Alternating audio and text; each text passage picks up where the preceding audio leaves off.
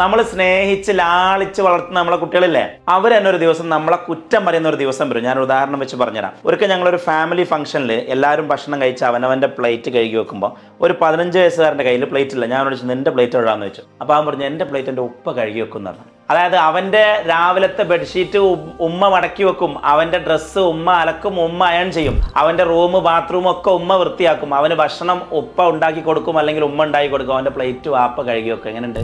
നമുക്ക് തോന്നുന്നു നമ്മളെ കുട്ടികളെ നമ്മൾ ഭയങ്കര ലാളിച്ച് എന്താന്ന് പറയുക, അവളെ സ്നേഹത്തോടു കൂടി വളർത്തുകയാണ്, നല്ലതാണ്. അല്ല, ഇവൻ ഇനി കടക്കാൻ പോകുന്ന +2 കഴിഞ്ഞാൽ കോളേജിലെ സ്ട്രെസ് താങ്ങാൻ കഴിയില്ല. അത് കഴിഞ്ഞാൽ പിന്നെ ജോലിയിലെ സ്ട്രെസ് അവന് താങ്ങാൻ കഴിയില്ല. അത് കഴിഞ്ഞാൽ വിവാഹ ജീവിതത്തിലേക്കാണ്, ഭാര്യ കുട്ടികൾ പാരൻറ്റിങ്, ഒന്നും സാമ്പത്തിക സ്ട്രെസ് ഒന്നും അവന് താങ്ങാൻ കഴിയില്ല.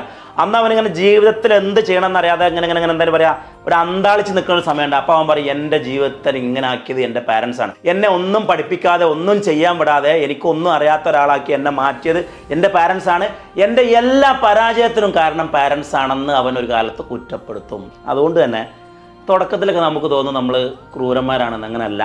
കുട്ടികളെ കൊണ്ട് അവരുടെ എല്ലാ ടാസ്കും ചെയ്യിപ്പിക്കണം. അവരുടെ ബാത്റൂം മുതൽ ബെഡ്ഷീറ്റ് മുതൽ ഭക്ഷണം മുതൽ ക്ലീനിങ് മുതൽ എല്ലാ പണിയും അവർ തന്നെ ചെയ്യട്ടെ.